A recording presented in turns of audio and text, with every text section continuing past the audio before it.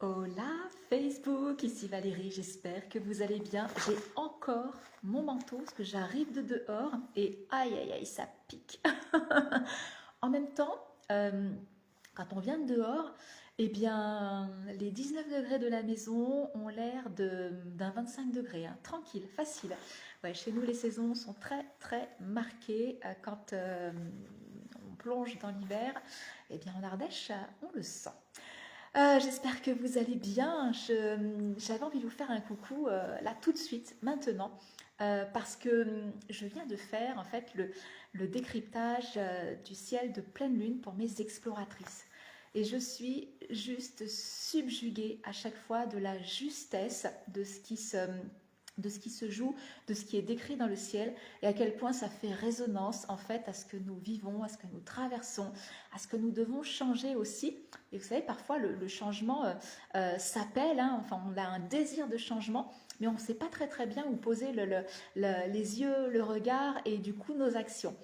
Et, et forcément, quand je fais le décryptage, quand je me fais l'interprète de ce qu'il y a dans le ciel astral, ben ça va vite dans ma tête. Pas toujours, parfois j'ai besoin après de reprendre ce que j'ai fait et puis de prendre mes carnets lunaires et d'écrire. Mais là, ça m'a fait pif, paf, pouf. Et, euh, cette pleine lune éclipsée, en fait, clairement montre hein, à quel point les valeurs du féminin, cette polarité féminine que l'on porte tous en nous, hein, femmes et hommes, elle a, elle a mal, quoi. Elle a mal. Et quelque part, cette pleine lune nous dit bon, ben, on continue là, on continue comme on est en train de faire, et ça va finir par un chaos au tapis. Ou au contraire, on décide de revoir notre façon de faire, une façon de faire qui serait tellement plus en accord avec qui nous sommes. Évidemment, quand c'est en accord avec qui nous sommes, avec notre vraie nature, il y a plus de voilà, il y a plus de douceur de vivre, il y a plus de bienveillance vis-à-vis de soi, il y a plus de lenteur aussi parce qu'on est plus à l'écoute de nos besoins et tout ça, ce sont des valeurs du féminin. Mais ça transforme tout que de fonctionner comme ça. Ça transforme tout. Et tout le monde est gagnant, en fait, quand on fonctionne comme ça. Et quand je me fais l'interprète en fait d'une nouvelle lune ou d'une pleine lune, euh, dans exploration, en fait, l'idée c'est pas juste de décrire voilà les aspects, de dire voilà ce que ça raconte. Évidemment que je vous raconte l'histoire. Et quand je vous raconte l'histoire, moi je personnifie quoi les planètes. Pour moi, ce sont des personnages et ils sont dans un décor particulier. Et puis il y a ceux qui sont dans la scène, mais un petit peu, soit sur le côté de la scène ou en arrière-scène, mais qui agissent aussi. Là, c'est un petit peu le cas, là, justement, sur cette pleine lune. Et, et quand je vous raconte cette scène, l'idée, c'est bon, ok, on a assisté au spectacle tous ensemble. Maintenant, c'est qu'est-ce qu'il y a à comprendre? Qu'est-ce qu'il y a à comprendre à titre individuel? Parce que clairement, l'histoire qui se joue, là, qui se raconte dans cette pleine lune, c'est une histoire qui s'est initiée, hein, enfin, qui traîne depuis 2 ans maintenant, un peu plus de 2 ans, depuis printemps 2020. Et, et là, c'est comme si on était en train d'assister aux dernières scènes là, du dernier acte de cette grande mauvaise pièce de théâtre. Et c'est vrai que depuis donc, du coup, ce printemps 2020, on a été nombreux à dire bon, ben, ça suffit, quoi. On n'y croit pas, on n'y croit plus. On veut voir émerger un nouveau monde, un monde tellement meilleur. Oui, mais cette volonté collective, en fait, comment elle se met en œuvre? Comment elle se met en œuvre? Eh bien, elle peut se mettre en œuvre qu'à partir du moment où on agit en individuel. Quand on veut transformer le monde, il faut pouvoir transformer d'abord son propre monde. Et en fait, c'est ce que Exploration, en fait, ce programme que je propose au rythme des lunaisons, eh bien, il invite à ça. C'est qu'une fois qu'on a regardé la scène du théâtre actuel, eh bien, c'est toute la magie, toute la beauté de l'astro-coaching, c'est que je vais te poser voilà, des questions pour te dire voilà où regarder dans ton thème astral, dans ton thème natal, et explore cette question à partir de ton plan à toi, quoi, ton plan de route, ton plan de vie à toi. Et c'est fabuleux parce que ça permet des prises de conscience extraordinaires, des cheminements, des avancées qui sont juste waouh. Moi, par exemple, en faisant le décryptage de la pleine lune, là, tout à l'heure, bah forcément, j'ai le réflexe de regarder, enfin, je connais mon thème natal à force de travailler avec, je dis, ah oui, tiens, ça se passe à tel endroit pour moi, ah tiens, c'est dans tel domaine de ma vie, etc. Et là, en écrivant les questions, donc du coup, sur lesquelles mes exploratrices vont pouvoir se pencher là autour de cette pleine lune, et au-delà, hein, parce on est dans une éclipse lunaire, donc ça va nous tenir pour au moins jusqu'à la prochaine éclipse, on en a pour 6 mois là au moins de tout ça.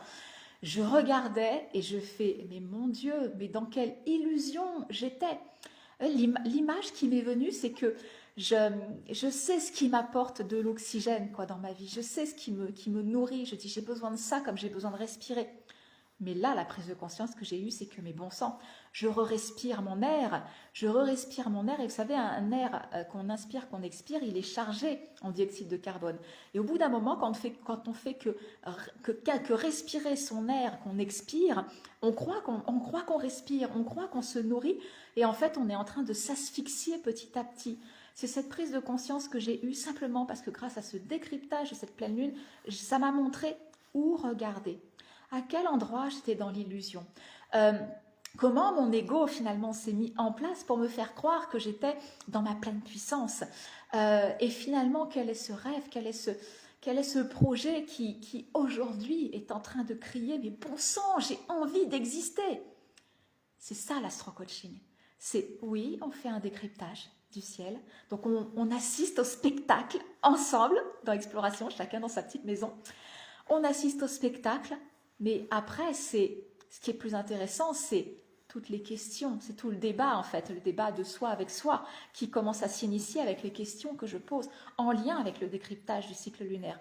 Et là, je peux vous assurer que cette pleine lune, c'est pa pa pa pa pa. Je ris, c'est nerveux parce que fatalement, ça demande une profonde honnêteté vis-à-vis de soi-même, c'est le scorpion. Hein. Et en même temps, une profonde transformation. Mais on ne peut transformer que ce que l'on voit. Et c'était pas gagné d'avance parce que, vous savez, une pleine lune, c'est quand le soleil éclaire la lune. Et donc le soleil, la conscience, la lune qui est l'inconscient. Donc cette conscience qui éclaire l'inconscience, c'est que ça fait émerger des prises de conscience. Sauf que là, la lune, elle est éclipsée. On la voit pas, quoi. On la voit pas. Donc, prise de conscience un peu difficile. Et vous voyez, quand je me fais ce décryptage, finalement, c'est comme si, pendant cette pleine lune, on dit, ben voilà, le monde entier va être aveugle.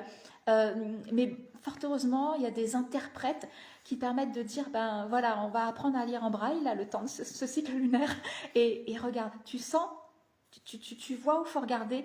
Regarde, c'est juste à cet endroit-là. Et là,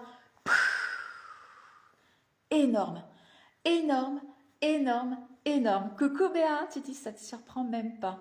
Ouais, parce que je sais que tu fais le job aussi de ton côté et j'imagine que tu as aussi des prises de conscience, mais magistrales là, actuellement. Donc, si ça vous appelle, si vous avez envie de nous rejoindre dans Exploration pour un cycle lunaire, peut-être celui-ci, parce que peut-être que celui-ci va être puissamment transformateur pour vous, pour d'autres cycles lunaires ensuite derrière, si vous voulez. Moi, je préconise 6 mois minimum. Pourquoi? Parce que quand on vit un cycle lunaire, donc qui s'initie en nouvelle lune dans un signe, eh bien, 6 mois plus tard, on a une réponse aussi à cette nouvelle lune avec une pleine lune dans le même signe. Et c'est juste extraordinaire de voir comment les choses se mettent en œuvre, comment finalement, même comme dans notre vie, on a le sentiment de ne pas avancer, comment, mais bon sang, mais le chemin, il est beau, il est magnifique.